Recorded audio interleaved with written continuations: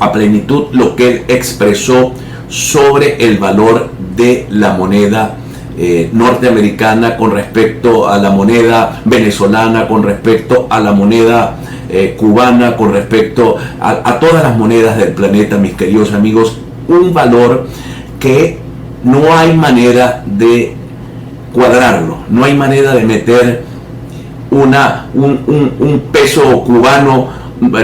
¿Cómo lo validas? No, si Venezuela le envía petróleo a India y le dice págame en rupias o págame en bolívares, entonces la India dirá, bueno, ¿cuánto vale un bolívar, o cuánto vale un bolívar con respecto a una rupia?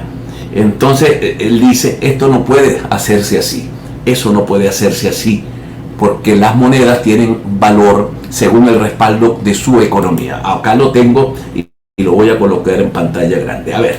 Te voy a explicar algunas cosas porque no las logras entender.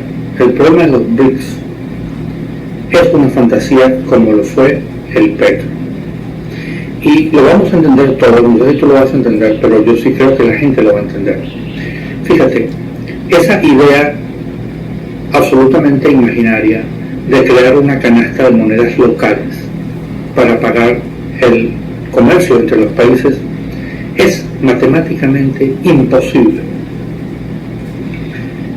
Te lo voy a explicar a ver si lo entiendes, aunque desde ya entiendo que no lo vas a entender. Fíjate, ¿cómo se puede expresar el valor de una moneda en otra moneda diferente si no es a través de un mercado libre en donde hay oferta y demanda? Eso es imposible. Es decir, ¿cuánto vale un peso cubano expresado en rublos? Imposible de determinación, no se puede determinar. ¿Por qué? Porque no hay un mercado entre las dos monedas en donde haya gente que oferta una moneda y otra que la demanda. La cantidad de bienes que se produce en Cuba es ínfima comparada con la cantidad de bienes que se produce en Brasil. Entonces no hay teoría económica que pueda justificar valuar la moneda cubana. Vale cero.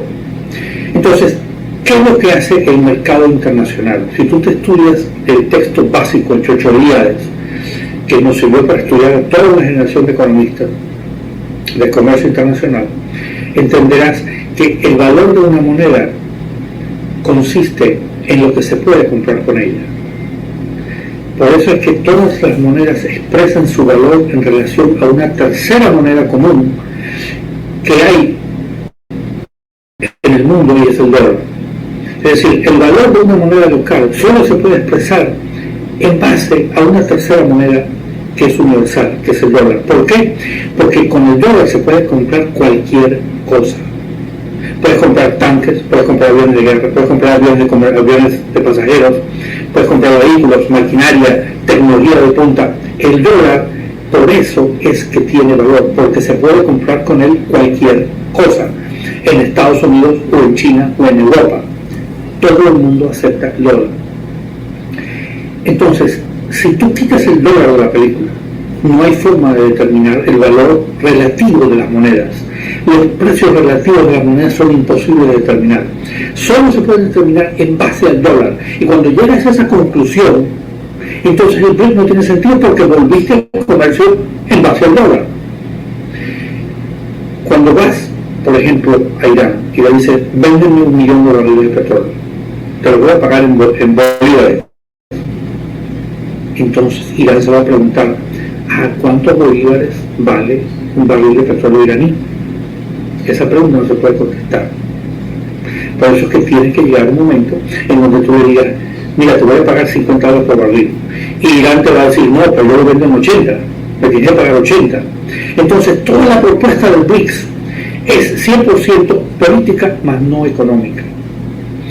Y los pueblos comen en base a la economía, no a la política.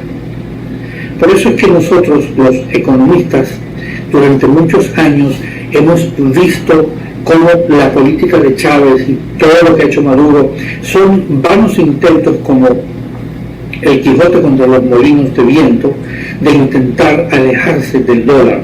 ¿Por qué? Porque en el dólar les ponen sanciones económicas. Pero toda forma, o sea, toda idea de alejarse del dólar solamente por razones políticas se estrella contra el muro de la economía real. Y eso no tiene solución. No existe. Es decir, todo lo que ustedes inventan no tiene ningún sentido. Y por eso siempre, cuando los norteamericanos deciden imponer sanciones económicas, el país se derrumba completamente. Pero además de todo lo que yo he dicho, quiero que entiendas una cosa que todo el mundo entiende menos ustedes. El petróleo venezolano solamente sirve en el mercado norteamericano. No tiene, ningún otro país le interesa ni puede comprar el petróleo venezolano. ¿Por qué? Porque es petróleo pesado que se podía refinar en las refinerías de Luisiana y Texas. Y Texas está a 3 días de barco de Amuay.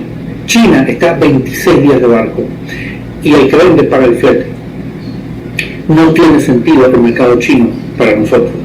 Porque ellos le compran a los países árabes que quedan muchísimo más cerca por barco. Ese es el problema. Nosotros somos, por nuestra posición geográfica, un cliente natural de la economía norteamericana, un satélite norteamericano en la economía, natural, no se puede cambiar, no hay ideología que lo pueda cambiar. El caso cubano es idéntico, y cuando ellos trataron de sustituir ideología por realidad económica, ¿qué pasó? Se están muriendo de hambre. Totalmente. Tiene 65 años pasando hambre. No ha caído el gobierno cubano porque tiene la válvula de escape de la migración a los Estados Unidos y las remesas. Pero nuestros países, Venezuela, Cuba, Nicaragua, Colombia, El Salvador, son satélites de la economía americana, que tiene la gran masa compradora, 330 millones de habitantes y un producto per cápita de $65,000 al año. La economía cubana, a 90 millas de Miami, produce $5,000 al año per cápita. Estados Unidos produce $65,000. Es decir, los mismos cubanos que están a 90 millas, los mueves a Miami y producen $65,000 por cabeza. En Cuba producen 5,000. Porque el problema es que Cuba artificialmente se separó de su cliente, de su gran socio comercial, por problemas ideológicos del imbécil de Fidel Castro. Y yo me llamo Federico Fidel, pero reconozco que Fidel era un analfabeta, pero no voy a decir gallego analfabeta porque yo también soy medio gallego. Es decir, Fidel Castro tenía una gran cantidad de ignorancia revestida de un profundo don para la elocuencia y para decir cosas sin sentido y hacer que parecieran que tuvieran sentido, pero no lo tenían. Ese es el problema. Entonces yo te invito, Jorge, y todos ustedes, ya que decidieron quedarse en el poder por las malas, que por lo menos estudien economía, aprendan economía, contraten un economista graduado en algún país normal, no en Cuba, y les va a explicar que la única forma que Venezuela tiene de sobrevivir, de tener 30 millones de habitantes, es comerciando con los Estados Unidos y Europa. No hay otra forma.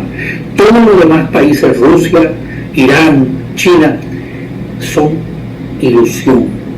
Y la ilusión no da de comer.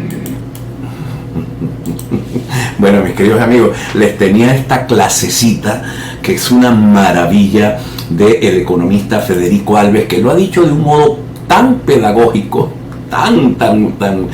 o sea, tendría que producirse un cambio tan tremendo, por ejemplo, que los BRIC creen una moneda y que esa moneda se convierta en moneda de reserva de valor. Para que esa moneda se convierta en reserva de valor tiene que tener mucho respaldo y mucha confianza. Porque ¿qué es lo que hace que los países tengan al dólar como reserva del valor? La confianza que tienen en la economía norteamericana, que es una economía robusta, fuerte, que yo agarro mi dolarito, lo guardo debajo de mi almohada y ese dolarito siempre va a tener mucho valor. Si yo compro y agarro un bolivarito y lo meto debajo de mi almohada, esperando que ese bolivarito tenga valor, cuando levanto la almohada ya ahí se desapareció todo, porque el bolivarito se desapareció, porque ese bolívar no tiene confianza. La moneda china, el yuan, ¿por qué no tiene